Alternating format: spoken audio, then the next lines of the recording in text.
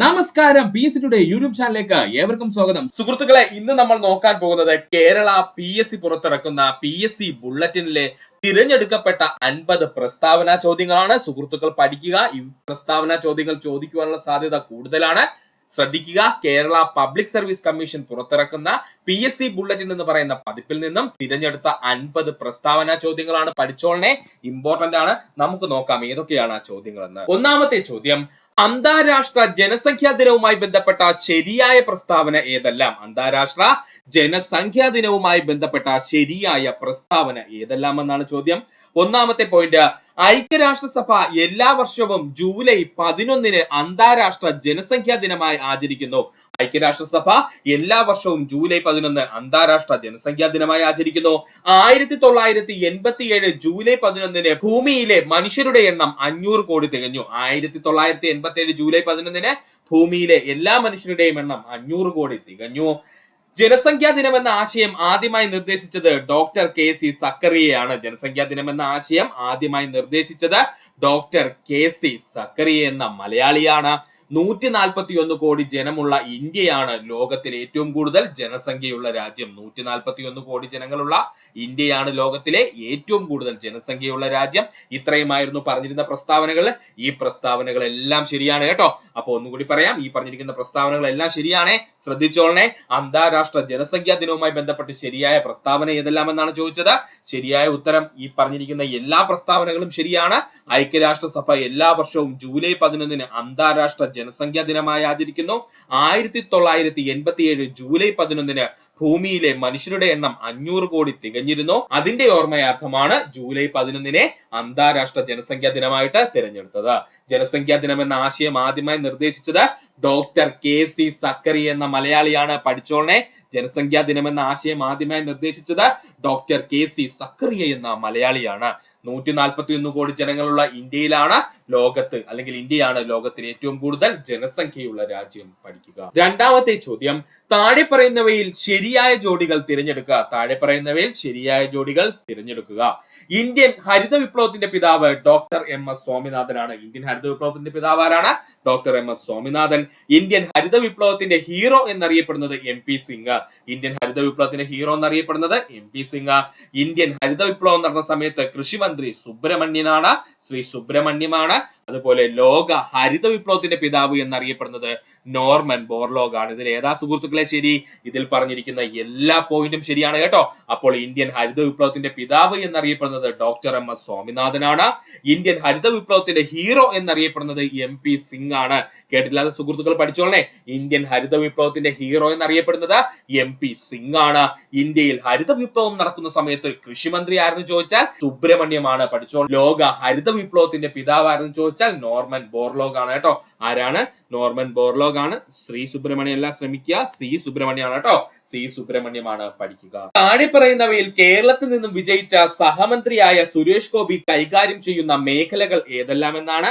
Option A പറഞ്ഞിരിക്കുന്നു petroleum, പ്രകൃതിവാതകം, tourism. Option B പറഞ്ഞിരിക്കുന്നു തുറമുഖം, ഫിഷിംഗ്, ജലഗതാഗതം. ഓപ്ഷൻ C പറഞ്ഞിരിക്കുന്നു ആരോഗ്യം, കുടുംബക്ഷേമം, രാസവളം. ഓപ്ഷൻ D പറഞ്ഞിരിക്കുന്നു കോർപ്പറേറ്റ് കാര്യം, റോഡ് ഗതാഗതം, ഹൈവേ. ഈ പറഞ്ഞിരിക്കുന്നതിൽ ഏതാണ് സുരേഷ് ഗോപി സഹമന്ത്രിയായിട്ട് കൈകാര്യം ചെയ്യുന്ന മേഖല എന്നാണ്? ശരിയായ ഉത്തരം ഓപ്ഷൻ A ആണ്. പെട്രോളിയം, പ്രകൃതിവാതകം, ടൂറിസം എന്നീ മേഖലകളാണ് ഇവിടെ കേരളത്തിൽ നിന്ന് വിജയിച്ച സഹമന്ത്രിയായ സുരേഷ് ഗോപി കൈകാര്യം ചെയ്യുന്നത്. പഠിച്ചോളനെ. നല്ലൊരു ചോദ്യമാണ്. താഴെ പറയുന്നവയിൽ കേരളത്തിൽ നിന്ന് വിജയിച്ച സഹമന്ത്രിയായ സുരേഷ് ഗോപി കൈകാര്യം ചെയ്യുന്ന മേഖലകൾ ഏതെല്ലാം എന്ന് ചോദിച്ചാൽ പെട്രോളിയം, പ്രകൃതിവാതകം, ടൂറിസം എന്നിവയാണ്. ഏതൊക്കെയാണ്? പെട്രോളിയം, പ്രകൃതിവാതകം, ടൂറിസം എന്നീ മേഖലകളിലാണ് സുരേഷ് ഗോപി സഹമന്ത്രിയായിട്ട് പ്രവർത്തിക്കുന്നത്. പഠിക്കുക. നാലാമത്തെ ചോദ്യം, അഗ്നി 5 മിസൈലുമായി ബന്ധപ്പെട്ട തെറ്റായ പ്രസ്താവന തിരഞ്ഞെടുക്കുക. ഒന്നാമത്തെ പ്രസ്താവന, ഇന്ത്യയുടെ ബഹുലക്ഷ്യ മിസൈലായ അഗ്നി 5ന്റെ ആക്രമണ പരിധി 4000 കിലോമീറ്റർ ആണ്. രണ്ടാമത്തെ പോയിന്റ്, അഗ്നി 5 ഭൂഖണ്ഡാന്തര ബാലിസ്റ്റിക് മിസൈലാണ്. മൂന്നാമത്തെ പോയിന്റ്, അഗ്നി 5 പരീക്ഷണത്തിന്റെ രഹസ്യനാമം മിഷൻ ദിവ്യാസ്ത്ര എന്നാണ്. നാലാമത്തെ പോയിന്റ്, അഗ്നി 5 പരീക്ഷണത്തിന് നേതൃത്വം നൽകിയത് ഷീന റാണിയാണ്. ഇതിൽ തെറ്റായിട്ടുള്ള പ്രസ്താവന എന്ന് ചോദിച്ചാൽ ഒന്നാമത്തെ പ്രസ്താവനയാണ്. എന്താണ് അവിടെ തെറ്റെന്ന് ചോദിച്ചാൽ ഇന്ത്യയുടെ ബഹുലക്ഷ്യ മിസൈലായ അഗ്നി 5ന്റെ ആക്രമണ പരിധി എന്ന് പറയുന്നത് 4000 കിലോമീറ്റർ അല്ല. എത്രയാ സുഹൃത്തുക്കളെ? 5000 കിലോമീറ്റർ ആണ് കേട്ടോ. പഠിച്ചോളനെ. ഇന്ത്യയുടെ ബഹുലക്ഷ്യ മിസൈൽ ആയിട്ടുള്ള അഗ്നി മിസൈലിന്റെ ആക്രമണ പരിധി അഗ്നി മിസൈൽ 5ന്റെയാണ് കേട്ടോ. അഗ്നി മിസൈലിന്റെ 5ാമത്തെ പതിപ്പിന്റെ ആക്രമണ പരിധി എത്രയാണ്? 5000 കിലോമീറ്റർ ആണ്. എത്ര കിലോമീറ്റർ ആണ്? 5000 കിലോമീറ്റർ ആണ്. ഇനി അഗ്നി 5 എന്ന് പറയുന്ന മിസൈൽ ഒരു ഭൂഖണ്ഡാന്തര ബാലിസ്റ്റിക് മിസൈൽ ആണ്. അഗ്നി 5 എന്ന് പറയുന്നത് ഭൂഖണ്ഡാന്തര ബാലിസ്റ്റിക് മിസൈൽ ആണ്. അഗ്നി 5ന്റെ പരീക്ഷണ രഹസ്യനാമം അറിയപ്പെടുന്ന പേര് മിഷൻ ദിവ്യാസ്ത്ര എന്നാണ്. പഠിച്ചോളനെ. അഗ്നി 5ന്റെ പരീക്ഷണത്തിന്റെ രഹസ്യനാമം എന്താ സുഹൃത്തുക്കളെ? മിഷൻ ദിവ്യാസ്ത്ര എന്നാണ്. ഇനി അഗ്നി 5 പരീക്ഷണത്തിന് നേതൃത്വം നൽകിയത് ആരാണ്? ഷീന റാണിയാണ്. പഠിച്ചോളനെ. അഗ്നി 5ന്റെ പരീക്ഷണത്തിന് നേതൃത്വം നൽകിയ വനിത ആരാണ്? ഷീന റാണിയാണ്. പഠിക്കുക. ഒന്നുകൂടി പറയാം, ശ്രദ്ധിക്കുക. അഗ്നി 5 മിസൈലുമായി ബന്ധപ്പെട്ട തെറ്റായ പ്രസ്താവന തിരഞ്ഞെടുക്കുവാനാണ് പറഞ്ഞിരിക്കുന്നത്. ഇതിൽ ഒന്നാമത്തെ പോയിന്റ് എന്താണ്? ഇന്ത്യയുടെ ബഹുലക്ഷ്യ മിസൈലായ അഗ്നി 5ന്റെ ആക്രമണ പരിധി എന്ന് പറയുന്നത് 4000 കിലോമീറ്റർ അല്ല കേട്ടോ. എത്രയാണ്? 5000 കിലോമീറ്റർ ആണ്. എടുത്തു പഠിച്ചോളനെ. അഗ്നി 5 ഒരു ഭൂഖണ്ഡാന്തര ബാലിസ്റ്റിക് മിസൈലാണ്. അഗ്നി 5ന്റെ പരീക്ഷണത്തിന്റെ രഹസ്യനാമം മിഷൻ ദിവ്യാസ്ത്ര എന്നാണ്. അഗ്നി 5 പരീക്ഷണത്തിന് നേതൃത്വം നൽകിയത് ആരാണ്? ഷീന റാണിയാണ്. പഠിക്കുക. നമ്മുടെ 5ാമത്തെ ചോദ്യത്തിലേക്ക് കടക്കാം. താഴെ പറയുന്നവയിൽ ശരിയായ പ്രസ്താവന തിരഞ്ഞെടുക്കുക. ഒന്നാമത്തെ പ്രസ്താവന അന്താരാഷ്ട്ര വനവർഷമായി ആചരിച്ചത് 2010 ആണ്. രണ്ടാമത്തെ പ്രസ്താവന ലോകത്തിൽ ഏറ്റവും കൂടുതൽ വനമുള്ള രാജ്യം റഷ്യയാണ്. മൂന്നാമത്തെ പ്രസ്താവന ഏറ്റവും കൂടുതൽ വനമുള്ള ഇന്ത്യൻ സംസ്ഥാനം മധ്യപ്രദേശാണ്. നാലാമത്തെ പ്രസ്താവന കേരളത്തിൽ ശതമാനാടിസ്ഥാനത്തിൽ ഏറ്റവും കൂടുതൽ വനമുള്ള ജില്ല വയനാടാണ്. ഇതിൽ ഏതാ സുഹൃത്തുക്കളെ ശരിയായിട്ടുള്ള പ്രസ്താവനകൾ എന്ന് പറഞ്ഞു കഴിഞ്ഞാൽ 2, 3, 4 മാത്രമാണ് കേട്ടോ. അപ്പോൾ ഒന്നാമത്തെ പ്രസ്താവനയിൽ എന്താ തെറ്റെന്ന് ചോദിച്ചാൽ അന്താരാഷ്ട്ര വനവർഷമായി ആചരിച്ചത് 2010 അല്ല 2011 ആണ് കേട്ടോ. ശ്രദ്ധിച്ചോളേ. അന്താരാഷ്ട്ര വനവർഷമായി ആചരിച്ചത് 2011 ആണ്. ലോകത്തിൽ ഏറ്റവും കൂടുതൽ വനമുള്ള രാജ്യം റഷ്യയാണ്. അത് വളരെ ശരിയായ പോയിന്റ് ആണ്. ഏറ്റവും കൂടുതൽ വനമുള്ള ഇന്ത്യൻ സംസ്ഥാനം മധ്യപ്രദേശാണ്. കേരളത്തിൽ ശതമാനാടിസ്ഥാനത്തിൽ ഏറ്റവും കൂടുതൽ വനമുള്ള ജില്ല എന്ന് ചോദിച്ചാൽ അത് വയനാട് ജില്ലയാണ്. ഒന്നുകൂടി പറയാം, ശ്രദ്ധിച്ചോളെ സുഹൃത്തുക്കളെ. താഴെ പറയുന്നത് ശരിയായ പ്രസ്താവന തിരഞ്ഞെടുക്കാനാണ് പറഞ്ഞിരിക്കുന്നത്. അപ്പോ അന്താരാഷ്ട്ര വനവർഷമായി നമ്മൾ ആചരിച്ചത് 2011 ലോകത്തിൽ ഏറ്റവും കൂടുതൽ വനമുള്ള രാജ്യം റഷ്യയാണ്. ഏറ്റവും കൂടുതൽ വനമുള്ള ഇന്ത്യൻ സംസ്ഥാനം ചോദിച്ചു കഴിഞ്ഞാൽ അത് മധ്യപ്രദേശ്. കേരളത്തിൽ ശതമാനാടിസ്ഥാനത്തിൽ ഏറ്റവും കൂടുതൽ വനമുള്ള ജില്ല വയനാട് ജില്ലയാണ്. പഠിക്കുക. ഇനി സുഹൃത്തുക്കൾക്ക് വേണ്ടി ഒരു ചോദ്യം.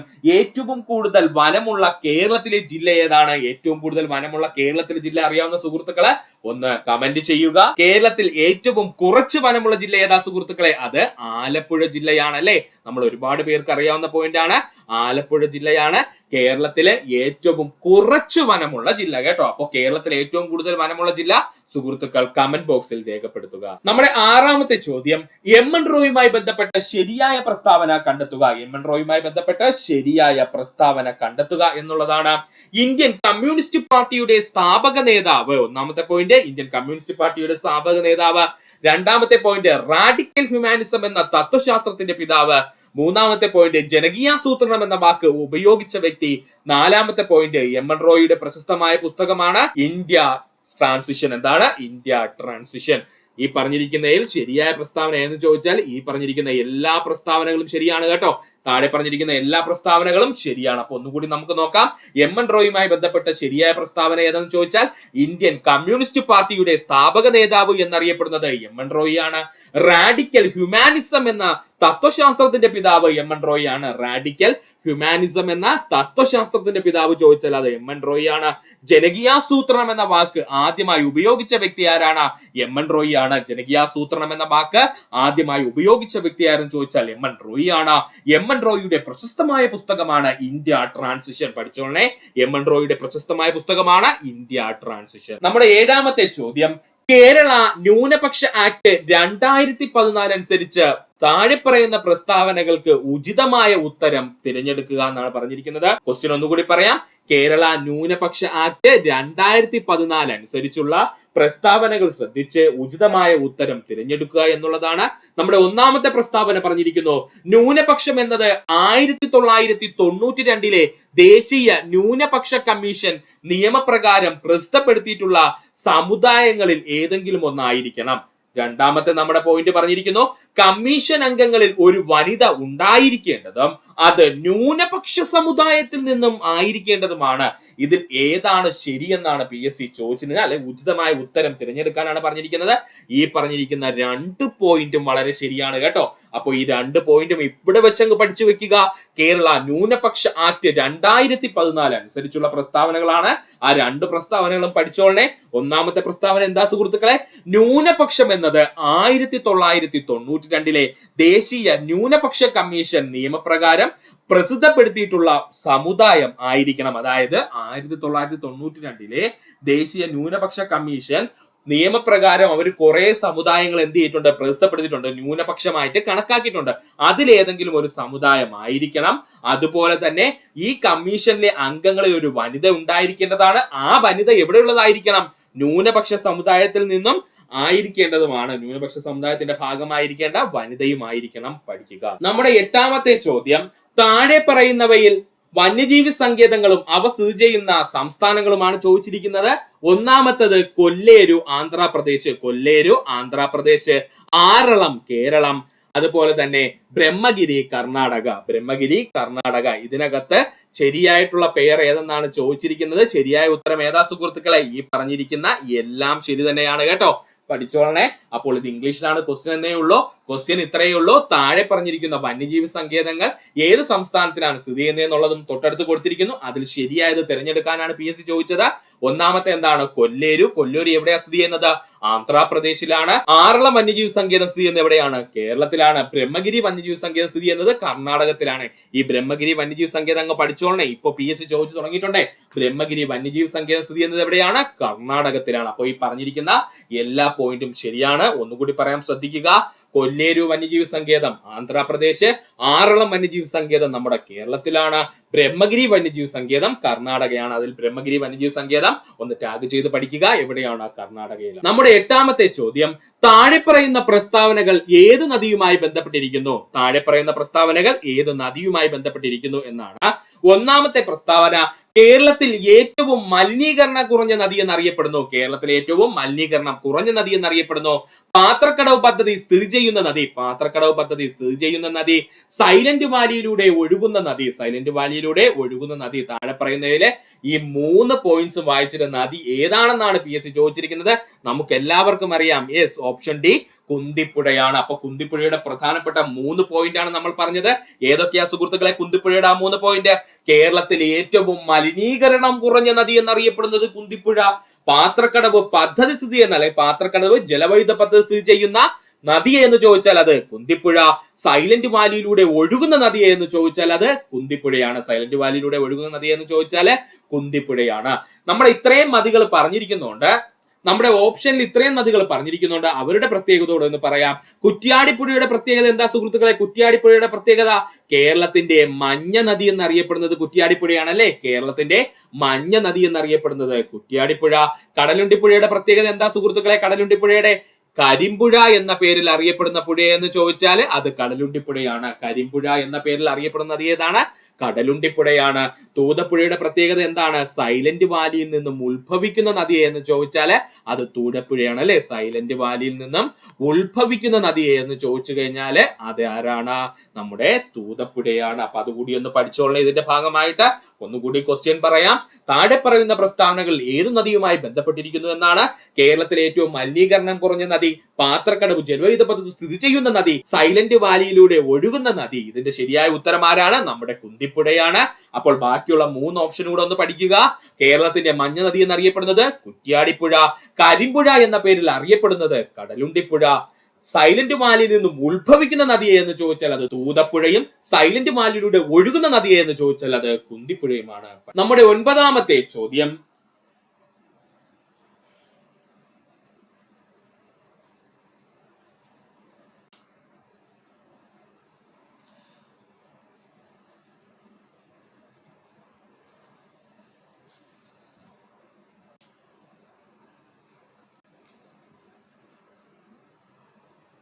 നമ്മുടെ 9ാമത്തെ ചോദ്യം, താഴെ പറയുന്നവയിൽ മൺസൂണുമായി ബന്ധപ്പെട്ട ശരിയായ പ്രസ്താവന ഏതെന്നുള്ളതാണ്. ഒന്നാമത്തെ പ്രസ്താവന, മൺസൂൺ എന്ന വാക്ക് അറബി വാക്കായ മൗസിം എന്ന വാക്കിൽ നിന്നും രൂപപ്പെട്ടിരിക്കുന്നു. രണ്ടാമത്തെ പ്രസ്താവന, മൺസൂൺ കാറ്റിന്റെ ഗതി കണ്ടെത്തി കേരളത്തിലേക്ക് എത്തിയ നാവികനാണ് ഹിപ്പാലസ്. മൂന്നാമത്തെ പോയിന്റ്, മൺസൂൺ കാറ്റിനെ സ്വാധീനിക്കുന്ന ഘടകങ്ങളാണ് സൂര്യന്റെ അയനം, കൊറിയോലിസ് ബലം, താപത്തിലെ വ്യത്യാസം. ഇതിൽ ശരിയായിട്ടുള്ള ഉത്തരം എന്ന് പറഞ്ഞാൽ ഇവരെല്ലാം ശരിയാണ് കേട്ടോ. ഈ താഴെ പറഞ്ഞിരിക്കുന്ന എല്ലാ പ്രസ്താവനയും ശരിയാണ് കേട്ടോ. താഴെ പറഞ്ഞിരിക്കുന്ന എല്ലാ പ്രസ്താവനയും ശരിയാണ്. അപ്പൊ ഒന്നുകൂടി പഠിക്കാൻ സുഹൃത്തുക്കളെ ശ്രദ്ധിച്ചിരിക്കുക. മൺസൂണുമായി ബന്ധപ്പെട്ടിരിക്കുന്ന പ്രസ്താവനകളാണ് നമ്മൾ പറഞ്ഞത്. ഏതൊക്കെയാണ്? മൺസൂൺ എന്ന വാക്ക് അറബി വാക്കായ മൗസിം എന്ന വാക്കിൽ നിന്നും രൂപപ്പെട്ടതാണ്. മൺസൂൺ എന്ന വാക്ക് അറബി വാക്കായ മൗസിം എന്ന വാക്കിൽ നിന്നും രൂപപ്പെട്ടതാണ്. മൺസൂൺ കാറ്റിന്റെ ഗതി കണ്ടെത്തി കേരളത്തെത്തിയ നാവികനാണ് ഹിപ്പാലസ്. മൺസൂൺ കാറ്റിനെ സ്വാധീനിക്കുന്ന ഘടകങ്ങളാണ് സൂര്യന്റെ അയനം, കൊറിയോലിസ് ബലം, താപത്തിലെ വ്യത്യാസം. ഒന്നുകൂടി പറയാം സുഹൃത്തുക്കളെ, ശ്രദ്ധിക്കുക, ഇമ്പോർട്ടന്റ് ആണ്. മൺസൂണുമായി ബന്ധപ്പെട്ടിട്ടുള്ള 3 പ്രസ്താവനകൾ നമ്മളിവിടെ പറഞ്ഞിട്ടുണ്ട്. മൺസൂൺ എന്ന വാക്ക് മൗസിം എന്ന അറബി വാക്കിൽ നിന്നും രൂപപ്പെട്ടു. മൺസൂൺ കാറ്റിന്റെ ഗതി കണ്ടെത്തി കേരളത്തിലേക്ക് എത്തിയ നാവികനാണ് ഹിപ്പാലസ്. മൺസൂൺ കാറ്റിനെ സ്വാധീനിക്കുന്ന ഘടകങ്ങളാണ് സൂര്യന്റെ അയനം, കൊറിയോലിസ് ബലം, താപനിലയിലെ വ്യത്യാസം പഠിക്കുക. താഴെ പറയുന്നവയിൽ ശരി അല്ലാത്ത ജോഡി കണ്ടെത്തുക എന്നുള്ളതാണ് നമ്മുടെ 10ാമത്തെ ചോദ്യം. താഴെ പറയുന്നവയിൽ ശരിയല്ലാത്ത ജോഡി കണ്ടെത്തുക. Lucknow Begum Hazrat Mahal. Lucknow Begum Hazrat Mahal. Option B Faizabad Maulavi Ahmadullah. Option C Delhi Tantia Tope. Option D Jhansi Rani Lakshmi Bai. ഇതിലെ തെറ്റായിട്ടുള്ള ജോഡി ഏതാ സുഹൃത്തുക്കളെ, അല്ലെങ്കിൽ ശരിയല്ലാത്ത ജോഡി ഏതാ സുഹൃത്തുക്കളെ? ഓപ്ഷൻ സി താന്തിയ തോപ്പി ഡൽഹി എന്നുള്ളതാണ്. ഓപ്ഷൻ സി താന്തിയ തോപ്പി ഡൽഹി എന്നുള്ളതാണ്. അത് തെറ്റാണ്. കാരണം ഡൽഹിയിൽ ആരായിരുന്നു സുഹൃത്തുക്കളെ? ഡൽഹിയില് നമ്മുടെ ബഹദൂർ ഷാ രണ്ടാമൻ എന്നറിയപ്പെടുന്ന ബഹദൂർ ഷാ സഫറും ജനറൽ ബഖ്ത് ഖാനുമായിരുന്നു കേട്ടോ. പഠിക്കുക, ഇമ്പോർട്ടന്റ് ആണ്. അപ്പൊ ഒന്നുകൂടി പറയാം സുഹൃത്തുക്കളെ, ശ്രദ്ധിക്കുക. ലക്നൌവിൽ ആരായിരുന്നു? ബീഗം ഹസ്രത്ത് മഹൽ ആയിരുന്നു. ഫൈസാബാദിൽ ആരായിരുന്നു? മൗലവി അഹമ്മദുള്ളയാണ്. ഡൽഹിയിൽ താന്തിയ തോപ്പി അല്ല. ആരാണ്? ബഹദൂർ ഷാ രണ്ടാമൻ, അല്ലെങ്കിൽ അദ്ദേഹം അറിയപ്പെടുന്ന മറ്റൊരു പേരാണ് ബഹദൂർ ഷാ സഫർ എന്നുള്ളത്. അതിനോടൊപ്പം തന്നെ മറ്റൊരാൾ ആരായിരുന്നു? അദ്ദേഹത്തിന്റെ ജനറൽ ആയിരുന്ന ജനറൽ ബഖ്ത് ഖാൻ, അല്ലെങ്കിൽ സൈനിക തലവനായിരുന്ന ജനറൽ ബഖ്ത് ഖാനുമായിരുന്നു ഡൽഹിയിൽ എന്താണ് നമ്മുടെ കലാപം നിയന്ത്രിച്ചിരുന്നത്. അതുപോലെ തന്നെ ഝാൻസിയിൽ ആരാണ്? റാണി ലക്ഷ്മി ഭായിയുമായിരുന്നു. പഠിക്കുക. നമ്മുടെ 11ാമത്തെ ചോദ്യം, താഴെ പറയുന്ന പ്രസ്താവനയിൽ തെറ്റായത് കണ്ടെത്തുക. താഴെ പറയുന്ന പ്രസ്താവനയിൽ തെറ്റായത് കണ്ടെത്തുക. ഒന്നാമത്തെ പ്രസ്താവന, ഓസോൺ നാശത്തിന് കാരണമാകുന്ന ഉൽപ്പന്നങ്ങൾ നിരോധിക്കുക എന്ന ലക്ഷ്യത്തോടു കൂടി പ്രവർത്തിക്കുന്ന അന്താരാഷ്ട്ര ഉടമ്പടിയാണ് മോൺട്രിയൽ പ്രോട്ടോകോള്. രണ്ടാമത്തെ പോയിന്റ്, താഴെ നിന്ന് മുകളിലേക്കായി എഴുതുമ്പോൾ ട്രോപ്പോസ്ഫിയർ, സ്ട്രാറ്റോസ്ഫിയർ, തെർമോസ്ഫിയർ, മീസോസ്ഫിയർ എന്നിങ്ങനെയാണ് ഭൂമിയിൽ അന്തരീക്ഷ പാളികൾ കാണപ്പെടുന്നത്. ഓപ്ഷൻ സി, അന്താരാഷ്ട്ര ഉടമ്പടിയായ ക്യോട്ടോ പ്രോട്ടോകോൾ ഒപ്പുവെച്ചത് 1997 നാലാമത്തെ പോയിന്റ്, മേഘങ്ങൾ, മഴ, ഇടിമിന്നൽ, കാറ്റ് എന്നീ അന്തരീക്ഷ പ്രതിഭാസങ്ങൾ കാണപ്പെടുന്നത് ട്രോപ്പോസ്ഫിയറിലാണ്. ഇതിൽ ഏതാ സുഹൃത്തുക്കളെ തെറ്റായിട്ടുള്ള പ്രസ്താവന? ഓപ്ഷൻ ബി ആണ് അല്ലേ സുഹൃത്തുക്കളെ? കാരണം ഓപ്ഷൻ ബിയിൽ പറഞ്ഞിരിക്കുന്ന നമ്മുടെ എന്താണ് ഭൂമിയിലെ അന്തരീക്ഷ പാളികള് കൃത്യമായിട്ടല്ല, അതിൽ തെറ്റുണ്ടല്ലേ. അപ്പോൾ കൃത്യമായിട്ട് നമുക്ക് എങ്ങനെ എഴുതാം ഭൂമിയിലെ അന്തരീക്ഷ പാളികള്? ആദ്യം ആരാ വരുന്നത്? ട്രോപ്പോസ്ഫിയർ ആണ്. രണ്ടാമത് ആരാ വരുന്നത്? സ്ട്രാറ്റോസ്ഫിയർ ആണ്. മൂന്നാമത് വരുന്നത് ആരാണ്? മീസോസ്ഫിയർ ആണ്. അതുപോലെ നാലാമതായിട്ടാണ് ആര് വരുന്നത്? തെർമോസ്ഫിയർ വരുന്നത്. പഠിക്കുക, തെർമോസ്ഫിയർ വരുന്നത് പഠിക്കുക. അപ്പൊ ഇത്രയും പോയിന്റ് സുഹൃത്തുക്കൾ ഓർക്കണം, ഇമ്പോർട്ടന്റ് ആണ്. ഇത് പഠിക്കാനായിട്ട് ഒരു കോഡ് പറഞ്ഞു തരാം. TR എന്ന് വെച്ച് കഴിഞ്ഞാല് ടീച്ചർ എന്നല്ലേ സുഹൃത്തുക്കളെ പറയുന്നത്? TR എന്ന് വെച്ചാൽ നമ്മൾ ഷോർട്ട് ഫോമിൽ എന്താ ടീച്ചറിനെ പറയുന്നതാണല്ലേ TR എന്ന്. അപ്പോ ഇങ്ങനെ പഠിച്ചു വെക്കുക. ടീച്ചർ സ്റ്റാർ ആകാൻ മീഷോയിൽ നിന്നും T വാങ്ങി എന്നങ്ങ് പഠിക്കുക കേട്ടോ. ടീച്ചർ സ്റ്റാർ ആകാൻ മീഷോയിൽ നിന്ന് T വാങ്ങി എന്നങ്ങ് പഠിക്കുക. പിന്നെ നിങ്ങൾ ഒരിക്കലും മറക്കില്ല, ഭൂമിയിൽ അന്തരീക്ഷ പാളികൾ ചോദിച്ചാൽ TR എന്ന് വെച്ചാൽ നമ്മുടെ ടീച്ചറിന്റെ ഷോർട്ട് ഫോം ആണെന്ന് പറഞ്ഞേ. അപ്പൊ TR എന്ന് പറഞ്ഞു കഴിഞ്ഞാൽ ട്രോപ്പോസ്ഫിയർ ആണ്. അതുപോലെ തന്നെ സ്റ്റാർ എന്ന് പറഞ്ഞു കഴിഞ്ഞാൽ സ്ട്രാറ്റോസ്ഫിയർ, സ്റ്റാർ എന്ന് പറഞ്ഞു കഴിഞ്ഞാൽ സ്ട്രാറ്റോസ്ഫിയർ. മീഷോ എന്ന് പറഞ്ഞു കഴിഞ്ഞാൽ മീസോസ്ഫിയർ, മീഷോ എന്ന് പറഞ്ഞു കഴിഞ്ഞാൽ മീസോസ്ഫിയർ. അതുപോലെ T എന്ന് പറഞ്ഞു കഴിഞ്ഞാൽ എന്താണ്? അത് തെർമോസ്ഫിയർ ആണ്. T എന്ന് പറഞ്ഞു കഴിഞ്ഞാൽ തെർമോസ്ഫിയർ ആണ്. ഇങ്ങനെ അങ്ങ് പഠിച്ചു വെച്ചാൽ മതി. പറയാം, ശ്രദ്ധിച്ചോളണേ. ഓസോൺ നാശത്തിന് കാരണമാകുന്ന ഉൽപ്പന്നങ്ങൾ നിരോധിക്കുക എന്ന ലക്ഷ്യത്തോടെ പ്രവർത്തിക്കുന്ന അന്താരാഷ്ട്ര ഉടമ്പടിയാണ് മോൺട്രിയൽ പ്രോട്ടോകോള്. എന്താണ്? ഓസോൺ നാശത്തിന് കാരണമാകുന്ന ഉൽപ്പന്നങ്ങൾ നിരോധിക്കുക എന്ന ലക്ഷ്യത്തോടെ പ്രവർത്തിക്കുന്ന അന്താരാഷ്ട്ര ഉടമ്പടിയാണ് മോൺട്രിയൽ പ്രോട്ടോകോൾ. അതുപോലെ തന്നെ ഭൂമിയിലെ അന്തരീക്ഷ പാളികൾ എങ്ങനെയാ കാണപ്പെടുന്നത്? താഴെ നിന്ന് മുകളിലേക്ക് എഴുതുമ്പോൾ ആദ്യം ഏതാ വരുന്നത്? ട്രോപ്പോസ്ഫിയർ ആണ്. അതിനുശേഷം സ്ട്രാറ്റോസ്ഫിയർ വരുന്നു, അതിനുശേഷം മീസോസ്ഫിയർ വരുന്നു, അതിനുശേഷമാണ് തെർമോസ്ഫിയർ വരുന്നത്. പഠിക്കുക. അതുപോലെ അന്താരാഷ്ട്ര ഉടമ്പടിയായ ക്യോട്ടോ പ്രോട്ടോകോൾ ഒപ്പുവെച്ചത് 1997 കേട്ടോ. അന്താരാഷ്ട്ര ഉടമ്പടിയായ ക്യോട്ടോ പ്രോട്ടോകോൾ ഒപ്പുവെച്ചത് എത്രയിലാണ്? 1997. മേഘങ്ങൾ, ഇടിമിന്നൽ, മഴ, കാറ്റ് എന്നീ അന്തരീക്ഷ പ്രതിഭാസങ്ങൾ കാണപ്പെടുന്നത് ട്രോപ്പോസ്ഫിയറിലാണ്. അതുകൂടെ ഒന്ന് പഠിച്ചു വെച്ചോളണേ. മേഘങ്ങള്, മഴ, ഇടിമിന്നൽ, കാറ്റ് എന്നീ അന്തരീക്ഷ പ്രതിഭാസങ്ങൾ ഉണ്ടാവുന്നത് എവിടെയാണ്? അത് ട്രോപ്പോസ്ഫിയറിലാണ്. മോൺട്രിയൽ പ്രോട്ടോകോൾ ഒപ്പുവെച്ച വർഷം ചോദിച്ചാൽ 1987 സെപ്റ്റംബർ മാസം 16-ാം തീയതിയും ക്യോട്ടോ പ്രോട്ടോകോൾ ഒപ്പുവെച്ചത് 1997 ഡിസംബർ മാസം 11-ാം തീയതിയുമാണ്. 12ാമത്തെ ചോദ്യം, താഴെ പറയുന്നവയിൽ ദേശീയ വനിതാ കമ്മീഷനുമായി ബന്ധപ്പെട്ട ശരിയായ പ്രസ്താവന കണ്ടെത്തുക. ക്വസ്റ്റ്യൻ ഒന്നുകൂടി പറയാം. താഴെ പറയുന്നവയിൽ ദേശീയ വനിതാ കമ്മീഷനുമായി ബന്ധപ്പെട്ട ശരിയായ പ്രസ്താവന കണ്ടെത്തുക. ഒന്നാമത്തെ പ്രസ്താവന, ദേശീയ വനിതാ കമ്മീഷന് ഒരു സിവിൽ കോടതിയുടെ അധികാരമുണ്ട്. ദേശീയ വനിതാ കമ്മീഷന് ഒരു സിവിൽ കോടതിയുടെ അധികാരമുണ്ട്. രണ്ടാമത്തെ പോയിന്റ് എന്താണ്? ദേശീയ വനിതാ കമ്മീഷനിൽ ഏതെങ്കിലും ഒരു കോടതിയിൽ നിന്നോ ഓഫീസിൽ നിന്നോ ഏതെങ്കിലും ഒരു പൊതുരേഖയോ അതിന്റെ പകർപ്പോ ആവശ്യപ്പെടുന്നതിനുള്ള അധികാരമുണ്ട്. ഈ പറഞ്ഞിരിക്കുന്ന 2 പോയിന്റും ശരിയാണ് കേട്ടോ. പഠിച്ചോളണേ. ദേശീയ വനിതാ കമ്മീഷനുമായി ബന്ധപ്പെട്ട് ഏറ്റവും ഇമ്പോർട്ടന്റ് ആയിട്ടുള്ള 2 പോയിന്റ് ആണ് പറഞ്ഞത്. ഒന്നുകൂടി പറയാൻ ശ്രദ്ധിക്കുക. ദേശീയ വനിതാ കമ്മീഷന് ഒരു സിവിൽ കോടതിയുടെ അധികാരമുണ്ട്. അപ്പോൾ നമ്മുടെ ദേശീയ വനിതാ കമ്മീഷന് ഒരു സിവിൽ കോടതിയുടെ എന്തൊക്കെ അധികാരമുണ്ടോ ആ അധികാരങ്ങളെല്ലാം ഉണ്ട്. അതുപോലെ തന്നെ ദേശീയ വനിതാ കമ്മീഷന് ഏതെങ്കിലും ഒരു കോടതിയിൽ നിന്നോ ഒരു ഓഫീസിൽ നിന്നോ ഏതെങ്കിലും ഒരു പൊതുരേഖയോ അതിന്റെ പകർപ്പോ ആവശ്യപ്പെടുവാനുള്ള അധികാരമുണ്ട്. അത് തന്നെയാണ് ഒരു സിവിൽ കോടതിയുടെ ഏറ്റവും പരമപ്രധാനമായ അധികാരം എന്ന് പറയുന്നത് കേട്ടോ. അതുകൊണ്ടാണ് അങ്ങനെ പറയുന്നത്, ശ്രദ്ധിക്കുക. അപ്പൊ രണ്ടാമത്തെ പോയിന്റ് ഒന്നുകൂടി പറയാം. ദേശീയ വനിതാ കമ്മീഷന് ഏതെങ്കിലും ഒരു കോടതിയിൽ നിന്നോ ഓഫീസിൽ നിന്നോ ഏതെങ്കിലും ഒരു പൊതുരേഖയോ അതിന്റെ പകർപ്പോ ആവശ്യപ്പെടുവാനുള്ള അധികാരമുണ്ട്. പഠിക്കും. 13ാമത്തെ ചോദ്യം, താഴെ പറയുന്നവയിൽ ശരിയായ പ്രസ്താവന ഏതാണ്? സോപാന സംഗീതത്തിൽ ഉപയോഗിക്കുന്ന സംഗീത ഉപകരണമാണ് ഇടയ്ക്ക. ഓൾ ഇന്ത്യ റേഡിയോ 1930 മുതൽ 30 വർഷത്തേക്ക് നിരോധിച്ച സംഗീത ഉപകരണം ഹാർമോണിയം ആയിരുന്നു. തമിഴ്നാട്ടിലെ നരസിംഹപേട്ട എന്ന സ്ഥലത്ത് നിന്ന് നാഗസ്വരം നിർമ്മാണത്തിന് ഭൗമസൂചിക പദവി ലഭിച്ചു. സ്പെയിൻ എന്ന രാജ്യത്ത് നിന്നാണ് ഗിത്താർ പിറവിയെടുത്തത്. ഇതിൽ പറയുന്നതിൽ ഏതാണ് ശരിയായ പ്രസ്താവന എന്നാണ് ചോദിച്ചിരിക്കുന്നത്.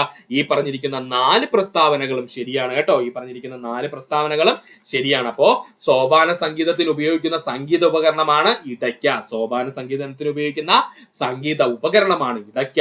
ഓൾ ഇന്ത്യ റേഡിയോ 1930 മുതൽ 30 വർഷത്തേക്ക് നിരോധിച്ച സംഗീത ഉപകരണം എന്ന് ചോദിച്ചാൽ അത് ഹാർമോണിയം ആയിരുന്നു കേട്ടോ. ഏതാണ്? ഹാർമോണിയം ആയിരുന്നു. കാരണം എന്തെന്ന് ചോദിച്ചാല് അത് വിദേശ നിർമ്മിതമായിട്ടൊരു ഉപകരണമാണ് അല്ലെങ്കിൽ സംഗീത ഉപകരണമാണെന്ന് പറഞ്ഞുകൊണ്ടാണ് ഹാർമോണിയം നിരോധിച്ചത്. തമിഴ്നാട്ടിലെ നരസിംഹപേട്ട എന്ന സ്ഥലത്ത് നിന്നും നാഗസ്വരം നിർമ്മാണത്തിന് ഭൗമസൂചിക പദവി ലഭിച്ചു. നാഗസ്വരം എന്ന് പറഞ്ഞാലും നാദസ്വരം എന്ന് പറഞ്ഞാലും ഒന്ന് തന്നെയാണ്, ചെറിയ വ്യത്യാസമേ ഉള്ളൂ. അപ്പോൾ നാദസ്വരം അല്ലെങ്കിൽ നാഗസ്വരം എന്ന് പറയുന്ന നമ്മുടെ സംഗീത ഉപകരണം നിർമ്മിക്കുന്നതിൽ തമിഴ്നാട്ടിലെ നരസിംഹപേട്ട എന്ന് പറയുന്ന സ്ഥലം വളരെ ഫേമസ് ആണ്. അതുകൊണ്ട് തന്നെ ആ പ്രദേശത്തിന് ഭൗമസൂചിക പദവി ലഭിച്ചു കേട്ടോ. എന്താണ്? ഭൗമസൂചിക പദവി ലഭിച്ചു. സ്പെയിൻ എന്ന രാജ്യത്ത് നിന്നാണ് ഗിത്താർ പിറവിയെടുത്തത്. അപ്പോൾ ഗിത്താറിന്റെ ജന്മദേശം ഏതാണ്? സ്പെയിൻ ആണ്. ഗിത്താറിന്റെ ജന്മദേശം ഏതാണ്? സ്പെയിൻ ആണ്. നമ്മുടെ 14ാമത്തെ ചോദ്യം, താഴെ പറയുന്നവയിൽ ശരിയായ പ്രസ്താവന ഏതാണ്? കേരളത്തിലെ ആദ്യത്തെ തിരമാലയിൽ നിന്നുള്ള വൈദ്യുത ഉൽപാദന പദ്ധതി സ്ഥാപിതമായ സ്ഥലം വിഴിഞ്ഞം. കേരളത്തിൽ ഏറ്റവും കൂടുതൽ വൈദ്യുതി ഉൽപ്പാദിപ്പിക്കുന്നത് ജലവൈദ്യുതിയിലൂടെ. കേരളത്തിലെ ആദ്യത്തെ ജലവൈദ്യുത പദ്ധതിയാണ് പള്ളിവാസൽ. കേരളത്തിലെ ആദ്യത്തെ സ്വകാര്യ മേഖലയിലുള്ള ജലവൈദ്യുത പദ്ധതിയാണ് മണിയാറ്.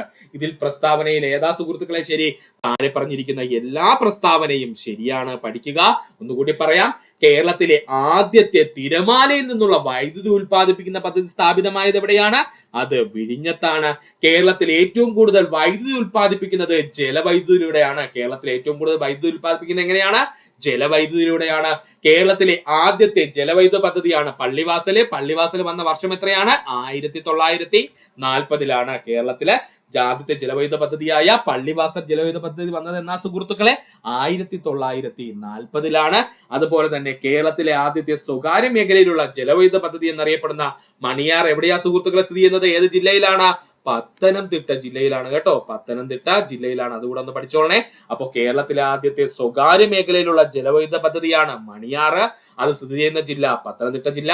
കേരളത്തിലെ ആദ്യത്തെ ജലവൈദ്യുത പദ്ധതി എന്നറിയപ്പെടുന്നത് പള്ളിവാസൽ സ്ഥാപിതമായ വർഷം 1940 കേരളത്തിൽ ഏറ്റവും കൂടുതൽ വൈദ്യുതി ഉൽപ്പാദിപ്പിക്കുന്നത് ജലവൈദ്യുതിയിലൂടെയാണ്.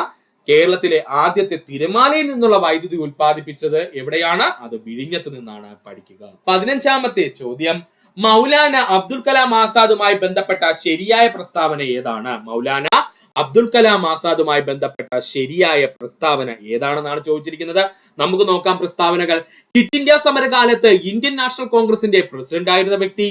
ഓപ്ഷൻ ബി, അൽ ഹിലാൽ പത്രത്തിന്റെ സ്ഥാപകൻ. ഓപ്ഷൻ സി, 1888 മക്കയിൽ ജനിച്ച സ്വാതന്ത്ര്യ സമര സേനാനി. ഓപ്ഷൻ ഡി, മൗലാന അബ്ദുൽ കലാം ആസാദിന്റെ ആത്മകഥയാണ് ഇന്ത്യ വിൻസ് ഫ്രീഡം. ഇതിൽ ഏതാണ് ശരിയായിട്ടുള്ള പ്രസ്താവന എന്ന് ചോദിച്ചാൽ താഴെ പറഞ്ഞിരിക്കുന്ന എല്ലാ പ്രസ്താവനകളും ശരിയാണ് കേട്ടോ. താഴെ പറഞ്ഞിരിക്കുന്ന എല്ലാ പ്രസ്താവനകളും ശരിയാണ്. അപ്പോൾ പ്രസ്താവനകൾ ഒന്നും കൂടി പറയാം, ശ്രദ്ധിച്ചു പഠിക്കുക. ക്വിറ്റ് ഇന്ത്യ സമരകാലത്ത് ഇന്ത്യൻ നാഷണൽ കോൺഗ്രസിന്റെ പ്രസിഡന്റ് ആയിരുന്ന വ്യക്തി മൗലാന അബ്ദുൽ കലാം ആസാദ്. അൽ ഹിലാൽ പത്രത്തിന്റെ സ്ഥാപകൻ എന്നറിയപ്പെടുന്നത് മൗലാന അബ്ദുൽ കലാം ആസാദ് ആണ്. 1888 മക്കയിൽ ജനിച്ച സ്വാതന്ത്ര്യ സമര സേനാനി എന്നറിയപ്പെടുന്നത് മൗലാന അബ്ദുൽ കലാം ആസാദ്. മൗലാന അബ്ദുൽ കലാം ആസാദിന്റെ ആത്മകഥയാണ് India wins freedom. India wins freedom. ഒന്നുകൂടി പറയാം, ശ്രദ്ധിക്കുക. ക്വിറ്റ് ഇന്ത്യ സമരകാലത്ത് ഇന്ത്യൻ നാഷണൽ കോൺഗ്രസിന്റെ പ്രസിഡന്റ് ആരായിരുന്നു? മൗലാന അബ്ദുൽ കലാം ആസാദ് ആയിരുന്നു. അൽ ഹിലാൽ പത്രത്തിന്റെ സ്ഥാപകൻ മൗലാന അബ്ദുൽ കലാം ആസാദ്. 1888 മക്കയിൽ ജനിച്ച സ്വാതന്ത്ര്യ സമര സേനാനി എന്നറിയപ്പെടുന്നത് മൗലാന അബ്ദുൽ കലാം ആസാദ്. മൗലാന അബ്ദുൽ കലാം ആസാദിന്റെ ആത്മകഥയാണ് ഇന്ത്യ വിൻസ് ഫ്രീഡം. പഠിക്കുക. നമ്മുടെ 16ാമത്തെ ചോദ്യം, താഴെ പറയുന്നവയിൽ ശരിയായ ജോഡി തിരഞ്ഞെടുക്കുക. വിജയനഗര സ്റ്റീൽ പ്ലാന്റ് സ്ഥിതി ചെയ്യുന്നത് കർണാടക. സേലം സ്റ്റീൽ പ്ലാന്റ് സ്ഥിതി ചെയ്യുന്നത് തമിഴ്നാട്. റൂർക്കേല സ്റ്റീൽ പ്ലാന്റ് സ്ഥിതി ചെയ്യുന്നത് ഒഡീഷ. ഭിലായ് ഉരുമ്പുരുക്കുശാല സ്ഥിതി ചെയ്യുന്നത് മധ്യപ്രദേശ്. ഇതിൽ ഏതാ സുഹൃത്തുക്കളെ ശരിയായിട്ടുള്ള ജോഡി? ആദ്യത്തെ 3 ജോഡികൾ ശരിയാണ്. ഇതിൽ തെറ്റാരാണ്?